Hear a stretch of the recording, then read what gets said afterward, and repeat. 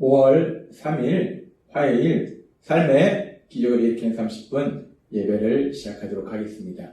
하나님께서 오늘 우리에게 주신 말씀은 사도행전 26장 22절에서 32절까지 말씀입니다. 이 말씀 제가 봉독하도록 하겠습니다. 하나님의 도우심을 받아 내가 오늘까지 서서 높고 낮은 사람 앞에서 증언하는 것은 선지자들과 모세가 반드시 되리라고 말한 것밖에 없으니 곧 그리스도가 고난을 받으실 것과 죽은 자 가운데서 먼저 다시 살아나사 이스라엘과 이방인들에게 빛을 전하시리라 함이니이다 하니라. 바울이 이같이 변명하매 베스도가 크게 소리내어 이르되 바울아 내가 미쳤도다. 내 많은 학문이 너를 미치게 한다 하니 바울이 이르되 베스도 각하여 내가 미친 것이 아니요 참되고 온전한 말을 하나이다. 왕께서는 이 일을 아시기로 내가 왕께 담대히 말하노니 이 일에 하나라도 아시지 못함이 없는 줄 믿나이다. 이 일은 한쪽 구석에서 행한 것이 아니니이다. 아그리빠 왕이여 선지자를 믿으시나이까? 믿으시는 줄 아나이다. 아그리빠가 바울에게 이르되 너가 적은 말로 나를 권하여 그리스도인이 되게 하려 하는도다. 바울이 이르되 말이 적으나 많으나 당신뿐 아니라 오늘 내 말을 듣는 모든 사람도 다 이렇게 결박된 것 외에는 나와 같이 되기를 하나님께 원하나이다 합니다. 왕과 총독과 번이게와 그와 함께 앉은 사람들이 다 일어나서 물러가 서로 말하되 이 사람은 사형이나 결박을 당할 만한 행위가 없다 하더라. 이에 아그리빠가 베스도에게 일러 이르되 이 사람이 만일 가이사에게 상소하지 아니하였더라면 석방될 수 있을 뻔하였다 하니라. 아멘. 오늘 이 시간 하나님께서 우리에게 주신 말씀을 듣기 전에 잠시 기도하는 시간 갖도록 하겠습니다. 하나님 아버지 감사합니다. 오늘도 하나님께서 저희를 사랑하셔서 우리 하나님 저희를 만나주시고 또 저희에게 말씀하여 주시니 감사합니다. 하나님 아버지 오늘도 주시는 말씀을 들으면서 저희와 함께 하신 하나님, 저희를 사랑하시는 그 하나님을 만나게 하시고 또 그 하나님이 저희를 얼마나 사랑하신지를 기억하게 하셔서 우리를 사랑하신 하나님, 그 하나님의 말씀에 순종함으로 인해서 하나님의 기쁨이 되며 하나님의 영광을 나타내는 저희가 될 수 있도록 은혜 베풀어 주옵소서. 예수님의 이름으로 감사하며 기도드리옵나이다. 아멘. 바울 사도는 자신에 대한 청문회에서 아그리빠 왕을 위한 그 청문회에서 그리스도가 고난을 받으시고 또 그래서 죽임당하신 후에 다시 살아나셨음을 분명하게 다시 한번 전합니다. 그렇게 구원자로 오신 예수님, 그 예수님께서 돌아가셨는데 십자가에서 죽임당하셨는데 그 예수님이 다시 살아나셨다라는 부분을 바울 사도가 다시 한번 강력하게 전하자 그런 바울 사도의 이야기를 듣고 있던 총독 베스도는 그 바울 사도에게 말합니다. 사도행전 26장 24절 말씀. 바울이 이같이 변명하며 베스도가 크게 소리내어 이르되 바울아 내가 미쳤도다. 너의 많은 학문이 너를 미치게 한다 하니. 베스도는 죽은 사람이 다시 살아났다라는 그 바울의 말 그리고 하나님께서 자기에게 그 사실을 그 진리를 전하라고 했다는 그런 바울의 말 그런 바울의 말을 듣고 있다가 베스도가 말하는 거예요. 너 미친 거다. 너 정상이 아니다. 너가 공부를 많이 해서 너 미쳤구나. 라고 베스도가 얘기합니다. 사실 이 베스도의 입장에서는 이 세상을 창조하신 분이 계시고 그분이 이 세상을 다스리고 계십니다. 자신은 자신의 생각과 자신의 노력으로 이 세상을 살고 있는데 그런 베스도에게 이 세상을 만드신 분이 계시고 이 세상을 다스리고 계시는 분이 계시다. 그런 하나님이 계시다라는 그런 바울 사도의 이야기가 어이없고 황당한 그런 이야기였을 거예요. 근데 그뿐만 아니라 지금 바울 사도는 그리스도라는 사람이 메시아가 구원자가 죽었는데 다시 살아났다 라고 얘기하니까 이 베스도가 자신의 상식에서는 죽은 사람이 어떻게 다시 살아난단 말인가. 저건 정상적인 생각이 아니다. 정상적인 말이 아니다. 미친 것이다. 라고 베스도는 지금 바울 사도에 대해서 얘기하고 있는 거예요. 베스도의 입장에서는 자신의 상식 밖의 이야기를 하는 바울 사도가 정상이 아니라 미친 사람으로밖에 생각할 수 없습니다. 그렇게 베스토가 바울 사도에게 너는 미친 것이다 라고 얘기할 때 바울 사도는 계속해서 이제 이 유대인의 종교, 자기가 얘기하는 그 유대인의 종교에 대해서 잘 알고 있는 그 아그리파 왕에 대해서 얘기하고 그런 과정 속에서 바울 사도는 아주 중요한 말을 합니다. 사도행전 26장 29절 말씀.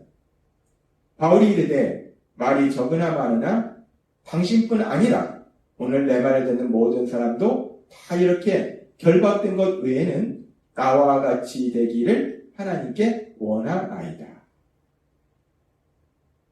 바울 사도는 지금 자신의 청문회에 참석한 사람들을 향해서 아그리파 왕을 향해서 그리고 그 청문회에 참석한 모든 사람들을 향해서 담대하게 말하고 있는 겁니다. 내가 이렇게 쇠사슬에 죄인이 돼서 쇠사슬에 결박된 것 외에는 여러분들도 당신들도 다 나와 같은 사람이 되기를 원합니다. 당신들도 다 나와 같은 사람이 되기를 하나님께 기도합니다. 라고 바울 사도는 담대하게 말하더라는 거예요. 지금 바울 사도가 당신들이 나와 같은 사람이 되길 원합니다. 라고 했을 때 그 당신들, 지금 바울 사도 이야기를 듣고 있는 사람들은 도대체 어떤 사람들인가? 바울 사도보다 세상적으로 별 볼일 없는 사람들인가? 그래서 바울 사도가 세상적으로 별 볼일 없는 그 사람들 향해서 세상적으로 대단한 자기와 같이 되기를 원하는 것인가? 사도행전 25장 23절의 말씀은 지금 바울 사도의 말을 듣고 있던 사람들이 어떤 사람들인지를 말씀하고 있습니다.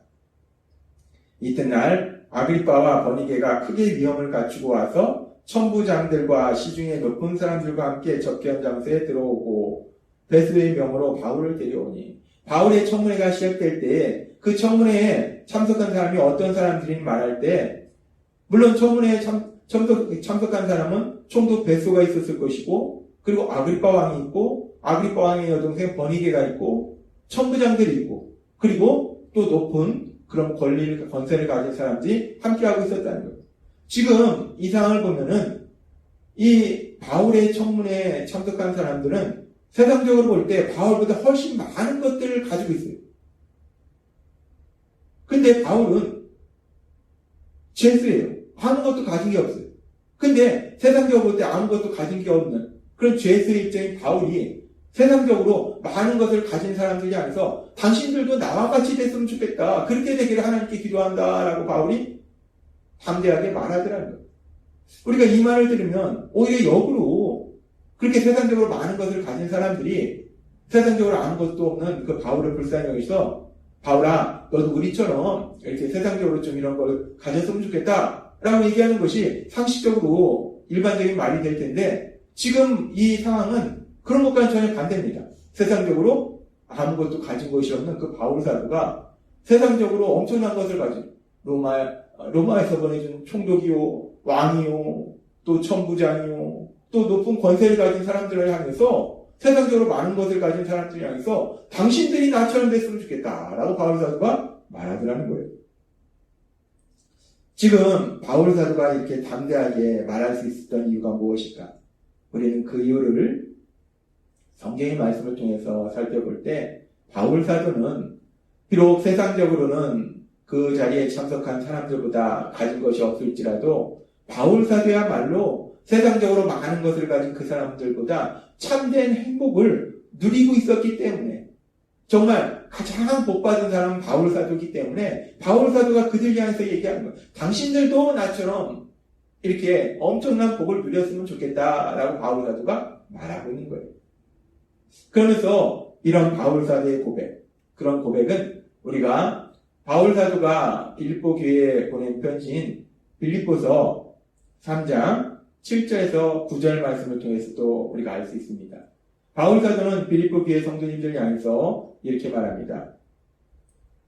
그러나 무엇이든지 내게 유익하던 것을 내가 그리스도를 위하여 다 해로 여길 뿐더러 또한 모든 것을 해로 여김은 내 주 그리스도 예수를 아는 지식이 가장 고상하기 때문이다.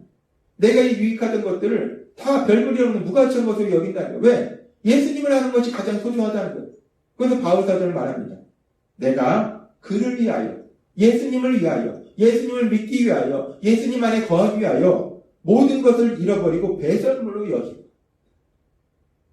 이제까지 자신이 귀하게 여겼던 거, 세상에서 대단하게 여겼던 그 모든 것들, 배설물로 아무 가치도 없는 것으로 자신이 이제 생각한다는 거예요. 배설물로 여김은 그리스도를 얻고 그 안에서 발견되려 함이니라고 바울사도는 고백합니다. 바울사도는 고백합니다. 자신이 이제까지 세상에서 가진 그 모든 것들, 자신이 정말 가치 있다고 생각하는 그 모든 것들을 무가치한 것으로 이제 여긴다. 왜냐하면 그 모든 것보다 예수님 안에서 발견되는 것이 가장 소중하고 가장 복된 삶이기 때문에 그 모든 것이 무가치한 것을 여긴다는 거예요. 그럼 여기서 예수님 안에서 발견된다는 것이 무엇을 의미하는가? 예수님 안에서 발견된다는 것은 복음의 말씀을 듣고 자신의 죄를 회개하고 예수님을 구주와 주님으로 믿음으로 인해서 구원받는 것. 그래서 하나님의 사랑 안에 거하는 것. 예수님 안에 거하는 것. 그렇게 예수 그리스도 안에서 발견된다는 것은 구원받은 자로서의 삶을 사는 것. 그것을 의미한다는 것. 바울사도는 세상에 무엇을 가지는 것보다도 가장 중요하고 소중하고 값진 것은 구원받은 사람으로서 사는 것이 가장 소중한 것이고 가장 값진 것이고 가장 복받은 것이다 라고 담대하게 말하고 있는 것이라는 것입니다. 그러면서 우리가 그러면 왜 구원받은 삶이 가장 복된 삶인가? 가장 소중한 삶인가? 가장 가치가 있는 삶인가? 이 부분을 우리가 잠시 생각해 보면 구원받은 사람의 삶이라는 것이 어떤 삶입니까? 하나님께서는 제자 훈련을 통해서도 우리에게 분명하게 말씀해 주셨지만 우리가 이제 우리 죄를 대신하여 십자가에 돌아가신 예수님, 그 예수님을 구주와 주님으로 믿으면 죄에서 사함받을 구원받습니다. 그렇게 우리가 구원받을 때 우리의 삶 속에 구원받은 우리에게는 아주 놀라운 두 가지 변화가 일어난다는 것. 물론 우리가 구원받으면 많은 변화들이 일어나는데 그 많은 변화들 중에서 가장 중요한 두 가지 아주 중요한 변화가 있는데 그 두 가지 중요한 변화가 무엇인가? 첫째는 우리가 구원받기 전에는 하나님과 원수되었던 사람들인데 이제 하나님과 화목한 관계로 사랑의 관계로 변화된다는 거예요. 우리의 관계가 변화된다는 겁니다. 그렇게 관계가 변화됨으로 인해서 이제 우리가 이 땅을 살아가는 동안에 그리고 우리가 이 땅을 떠날 때에도 우리는 영원히 하나님이 우리와 함께 하신다는 거예요. 성령 하나님이 우리와 함께 하신다는 거예요. 그렇게 우리가 구원받으면 모든 것을 아시고 모든 것을 할 수 있는 그 하나님이 우리와 영원히 함께 하시는 삶으로 변화되고 또 하나 우리에게 일어나는 아주 놀라운 변화는 신분의 변화라는 거예요. 우리가 구원받기 전에는 죄인이었어요. 무서운 형벌을 받을 수밖에 없는 죄인이었습니다. 근데 이제 우리가 구원을 받으면 요한복음 1장 15절의 말씀처럼 우리는 하나님의 자녀가 된다는 거예요. 하나님의 자녀가 되는 권세를 받는다는 거예요. 하나님의 사랑받는 아들과 딸이 된다는 거예요. 그렇습니다. 우리가 예수님을 구주와 주님으로 믿음으로 인해서 구원받으면 그럼 구원받은 우리에게 아주 중요한 두 가지 변화가 있는데 그 두 가지 변화는 이제 우리는 성령 하나님이 함께 하시는 사람이고 하나님의 사랑받는 아들과 딸이 되어서 세상을 살아간다는 거예요. 그래서 그렇게 우리가 구원받은 사람은 성령 하나님이 함께 하시는 하나님의 사랑받는 아들과 딸로 살아가기 때문에 그래서 바울 사도는 구원받는 것이 가장 중요하고 가장 소중하고 가장 복된 것이라고 말하고 있는 거예요. 그래서 바울 사도는 세상에 많은 것을 가진 사람들을 향해서 그 사람들도 나와 같이 구원받은 사람이 되기를 원한다라고 담대하게 말하는 거예요.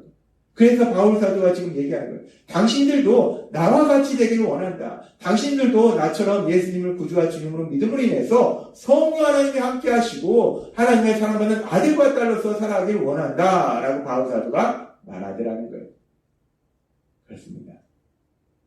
하나님께서는 오늘 바울 사도의 고백을 통해서 구원받은 우리들이 얼마나 놀라운 복을 누리고 있는지를 다시 한번 기억하게 하십니다.